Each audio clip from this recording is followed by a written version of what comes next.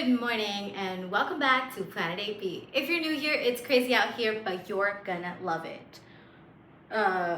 Directors promise, producers promise, actors promise. I took an oath that you're gonna love it. Anyways, today what we're talking about, I'm gonna tell you this one thing that is like, it is such a basic seemingly difference, but it is a difference that makes a difference when it comes to simply daydreaming and feeling great about your wish fulfilled, your chosen reality, the whole 9 yards, and actually being able to materialize that shit in your 3D. Because when you get this, by the end of this video, you're gonna know exactly what that difference is and why that is the reason why most people, no matter how hard they manifest or whatever they do, they feel like, I'm never able to get it because of this one thing, okay?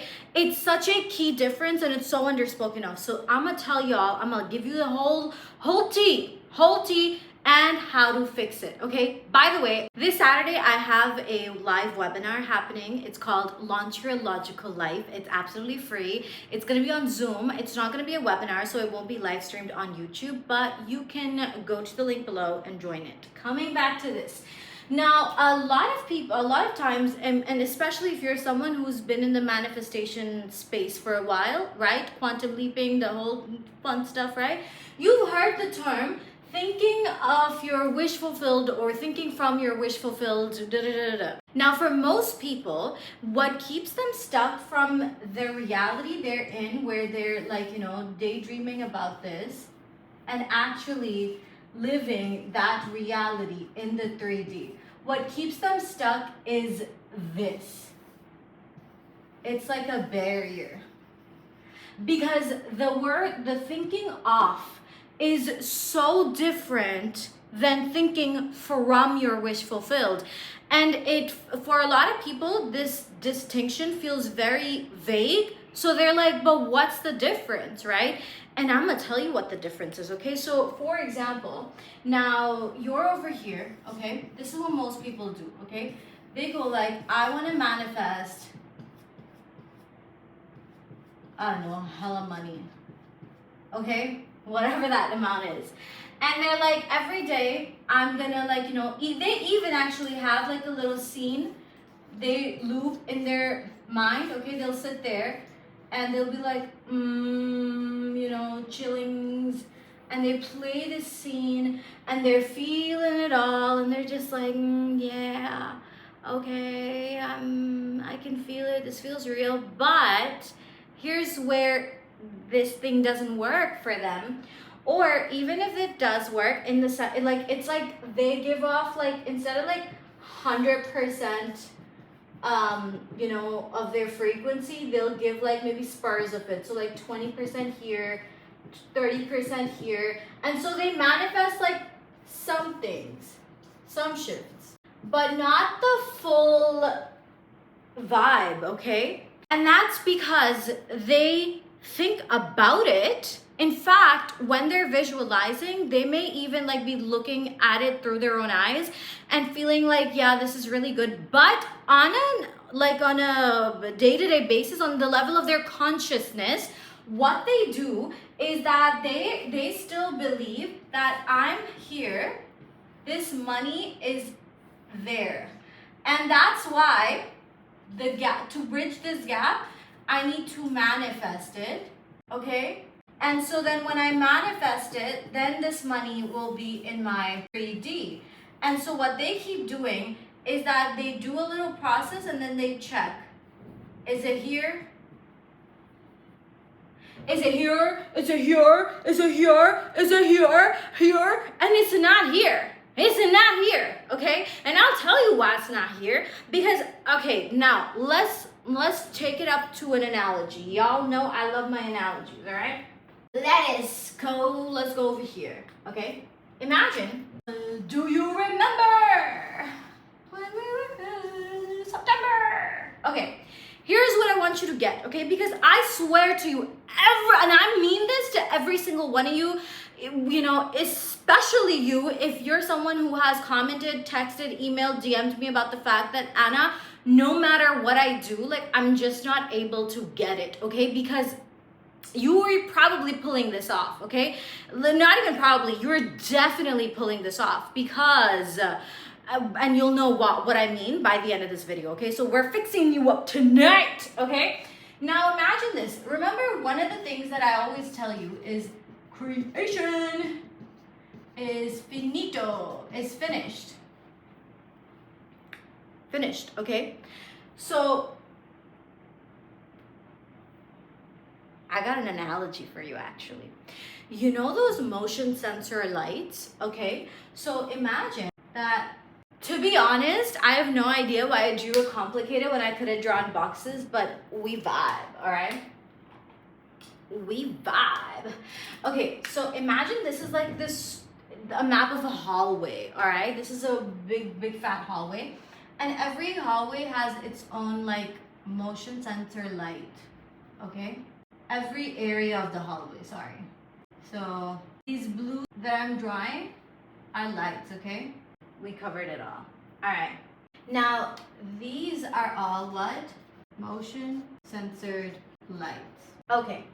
Now, every time, what happens when there's motion sensor lights, right? When you enter the room, the light goes out. And when you're not there, there's no light, right? Now imagine, since we said creation is finito, your consciousness is this, okay? And every reality is one of these areas in the hallway, which means that all realities, all possibilities are where they exist right now. But you will only perceive the reality which is equal to the contents. All right, you will only perceive the reality which is equal to the contents of your consciousness, okay? So it's like all these, you know, that reality where you're like super happy, glowing, healthy, wealthy, like everything, that's in one of these halls. The reality where, you know, let's say there's something specific you desire, okay? The reality where you already have that, that's one of these halls. The reality where you're married is one of these halls. The reality where, you know, you get what you're like in every type of situation already here. Creation is finito. So, but you can only see the reality in physical form that your consciousness can, you know, like that is like the room in which your consciousness is staying, okay? So each of these now, let's say, have numbers, okay? This is 1, 2, 3, 4, 5, 6, 7, 8. Okay. Now let's say, now each of these hallways has a number, okay? And so for you to be in any hallway, your consciousness just needs to think about the number, focus on the number, and by focusing on the number, not just one time, but focusing on the number like as if like, you know, that is the truth in your world right now, to have your mental activity be that of the room that you want to be in. And when you do that, and when your concentration and your, you know, like your attention, all of it is thinking from that reality as if it were true. So for example, someone says, you know, they want to get married, okay? For them, in a practical sense, it will be like, you know, in their mind, that instead of narrating, because remember how but all the time, yeah. So instead of narrating the events of what is going on, that the eyes are seeing, they're thinking from that reality where they are married, right? So it's like, I love being married. Oh my God, my wedding was so beautiful. Da, da, da, da. And you're just like, you have to. Bro, wallahi al-azim, when I tell you, the key to it all is self-abandonment. Self-abandonment in the sense that abandonment of the self that belongs to a hallway which you don't want to be in. If you want the motion sensor to light up that room, which already exists. Like, you don't have to create this room. If you want to go to room number 7, you don't have to create room number 7, right? If you're in a hotel, you want to go from point A to point B, you don't have to create the path. Even if it doesn't look like there's any light there, the moment you walk in, what happens? The light goes on, right? Exactly like that. The moment your consciousness observes that reality from that, like from the same level of mind, which exists, like it's matching to this number you want to be in, that's it. Like, your consciousness just has to enter and stay there, and the light will go on. Because here's what happens when you're also in motion censored type situations, right? What happens when you're, like, you leave the place? So if, for example, you're at 7, okay, and you arrive at 7, all right? So this is, for example, you in meditation. The lights go on, all right? And you stay there in 7 while you're meditating, doing your visualization, da da da da. But then, a little while later, you come back to 1.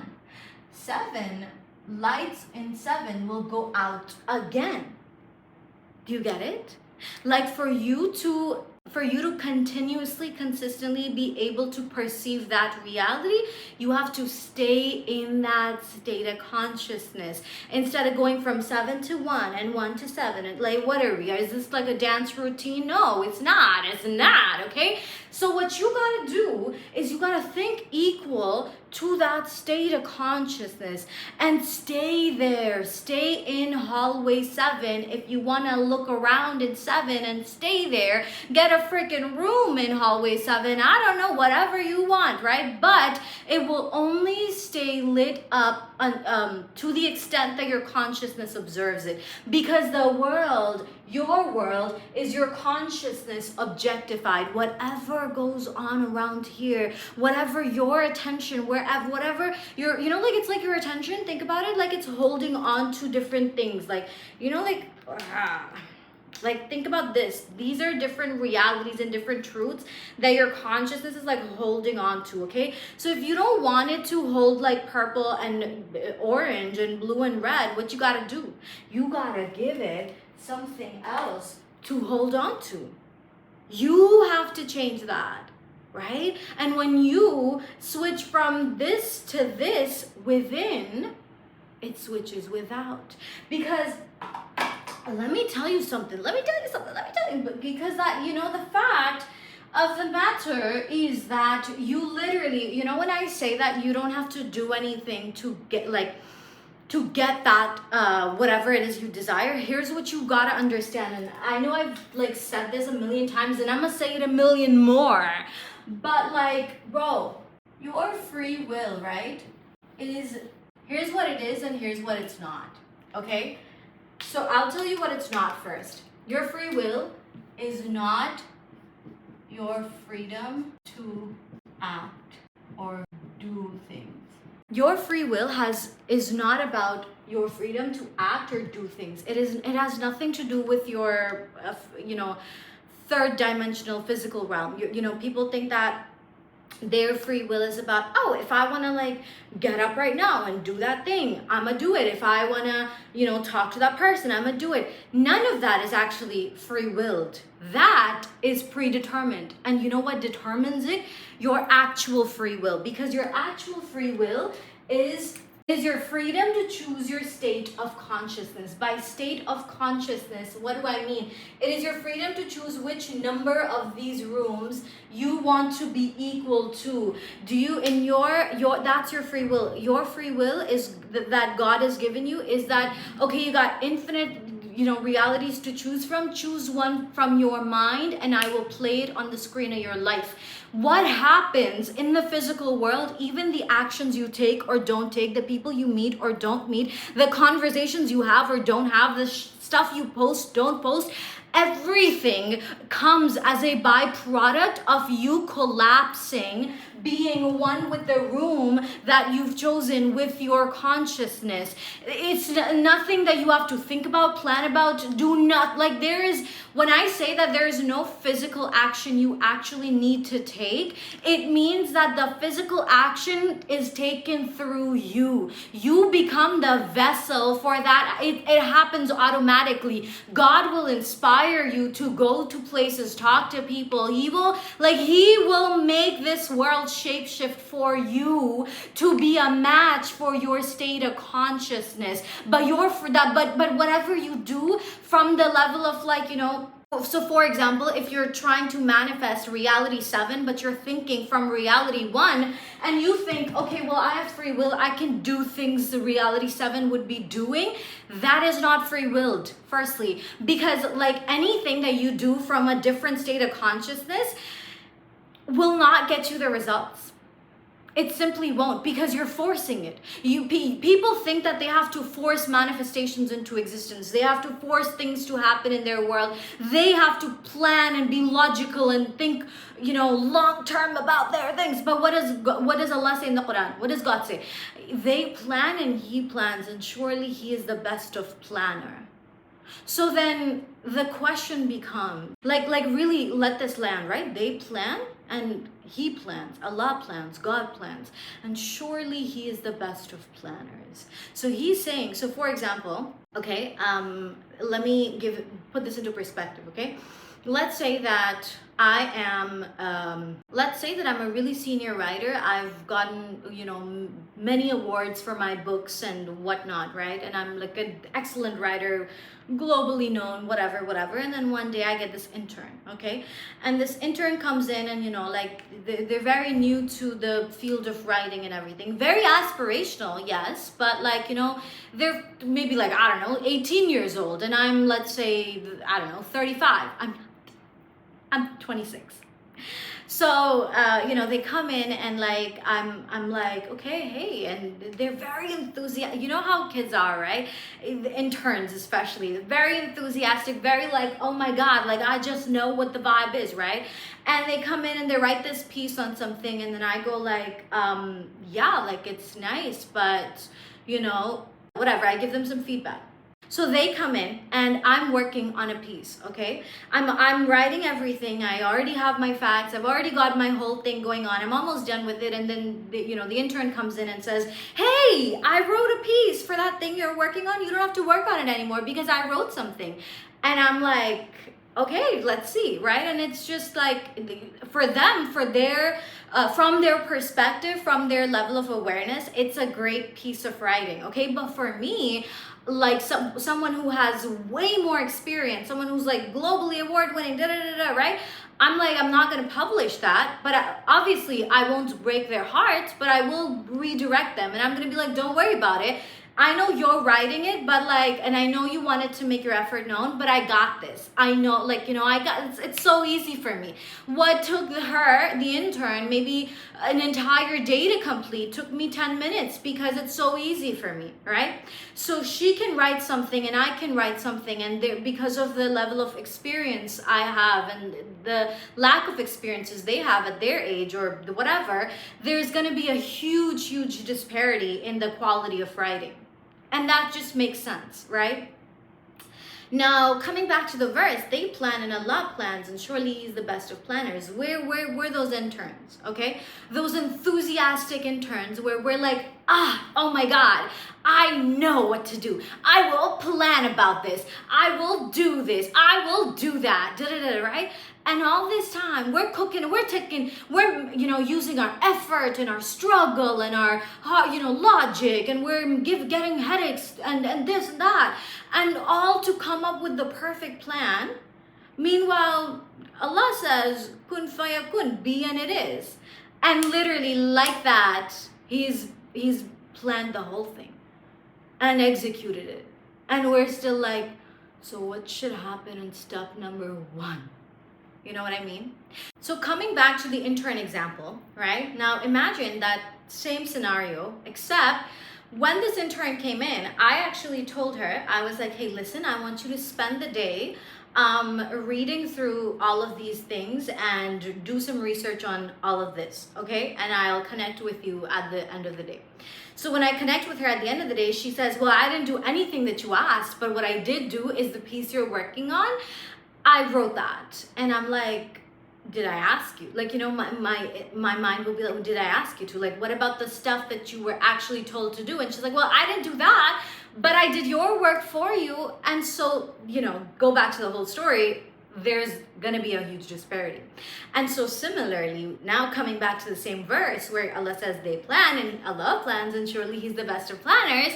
So it's like, our job, we're thinking like, you know, God's already laid out our task for us, right?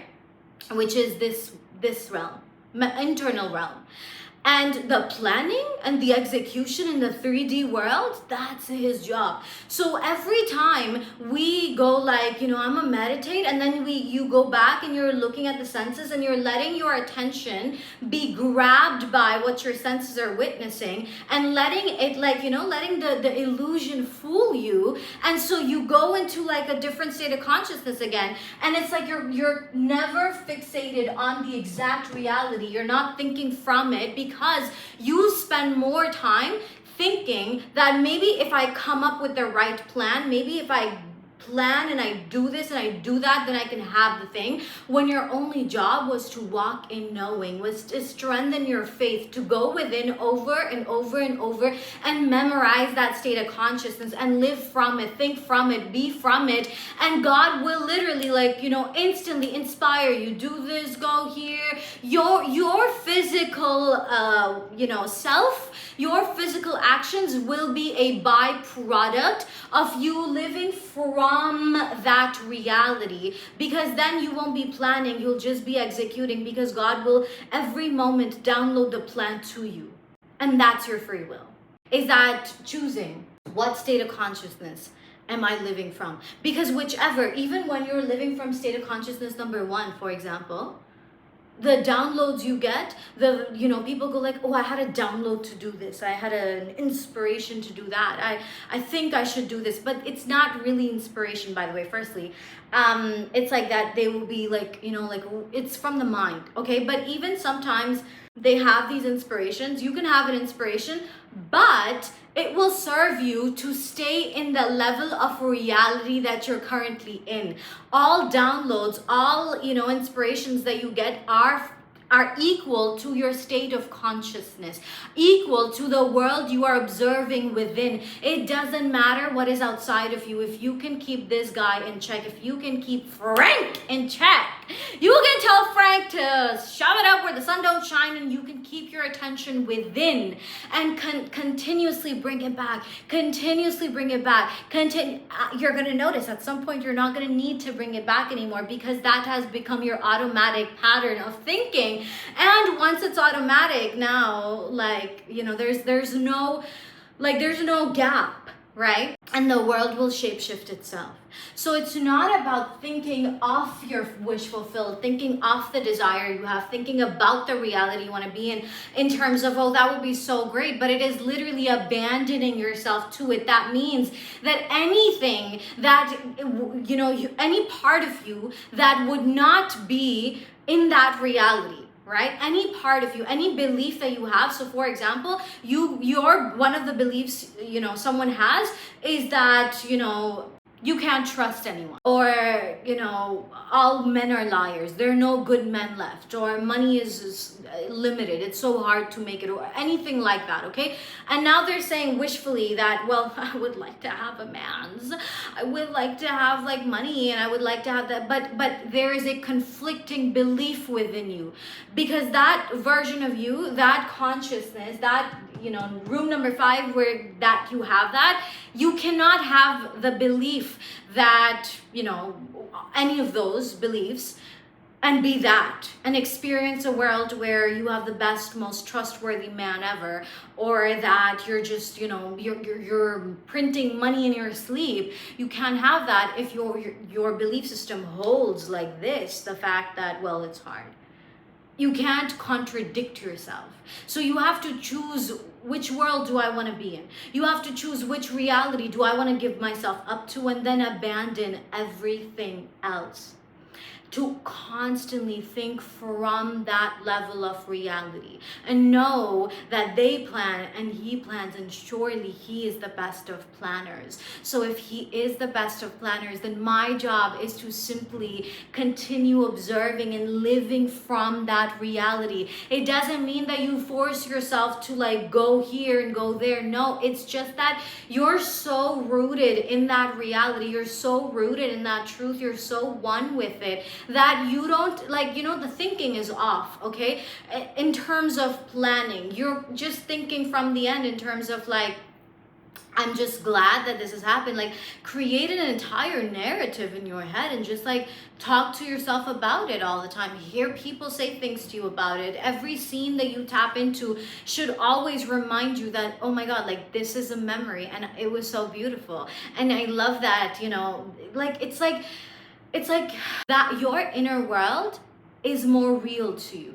Your knowing is more real to you, because that's the entire point of life. That's the entire test of life.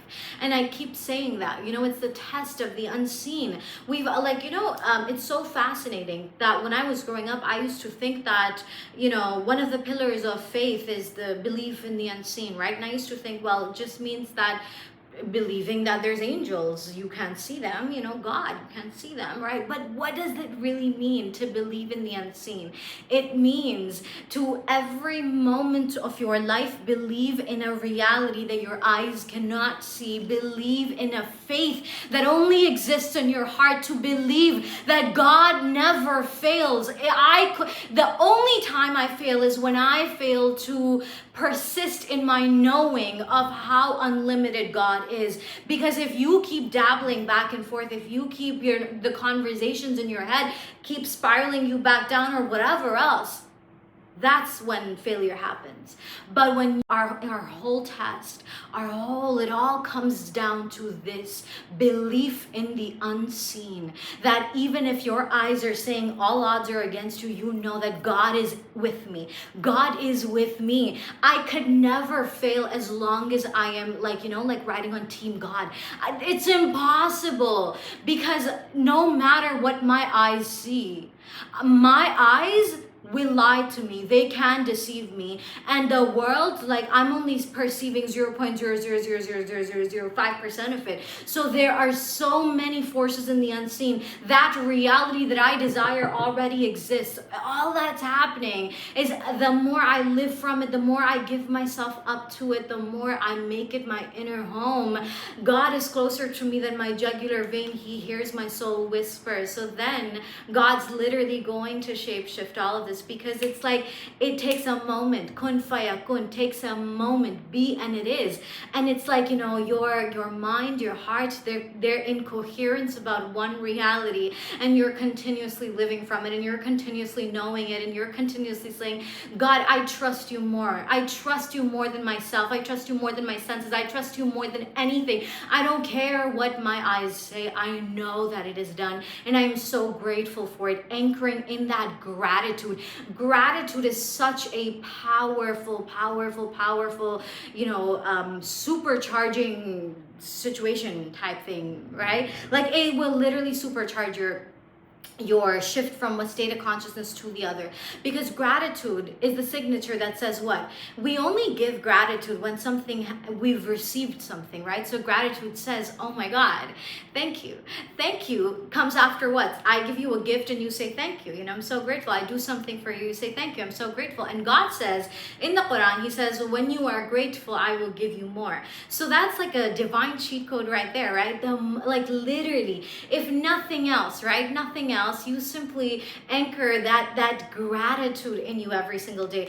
Take that reality, like immerse yourself in it, and then keep giving God gratitude for it. Be like, God, thank you for making my life so beautiful. Thank you for giving me this. Thank you for making it happen so effortlessly. Thank you that I get to live such an easy, wonderful, magical life. Thank you for the love you've given me, for the joy. If you cannot, if your mind is not having an easy time being specific about it, okay, no worries.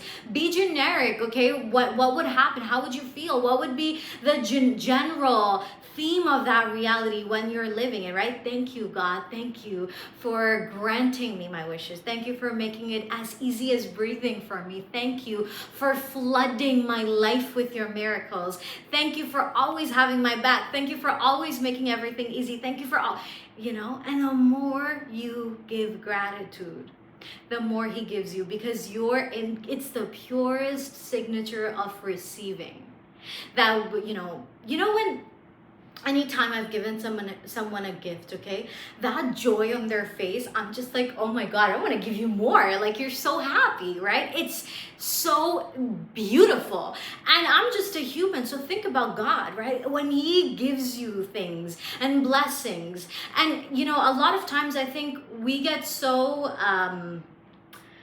we get so normalized to it that we almost unintentionally take things for granted, right? So it's like, yeah, whatever. But it's like, if at every moment you were just like, oh, wow, thank you so much. More, please. Thank you. I love that you're always blessed. Thank you. It's like God keeps opening more and more doors for you, because you're constantly in this beautiful state where all things are, where you're able to receive all things, right? So tonight and for the rest of your life, your homework is now coming to the practical part, to go from thinking off that desire to thinking from it. And you can start by writing down maybe 1 or 2 conversations you would have with someone, if that's already a reality.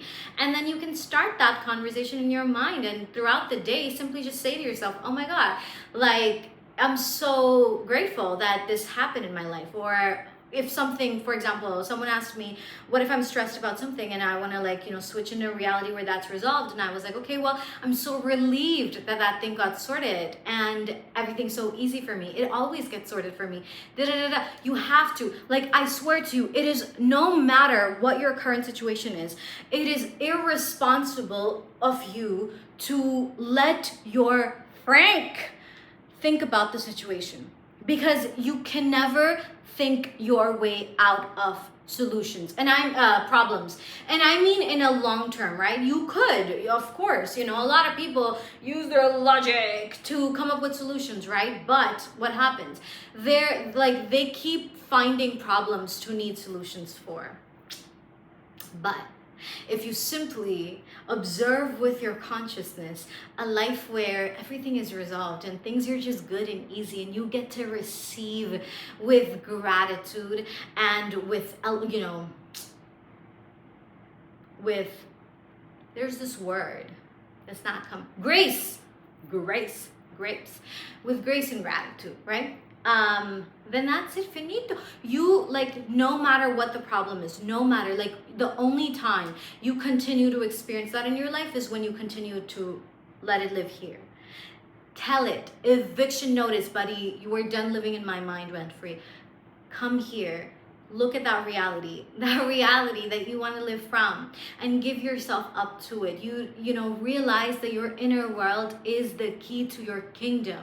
And if you want to dive deeper into this and do an activation, come through to my free webinar. It's on Saturday at 12 p.m. Eastern time, live on Zoom, 2 hours or 2.5 hours, we don't know, but something like that, right? But yeah, I love you, and I will see you in the next one. Let me know in the comments below if you have any questions, and I will see you. Bye.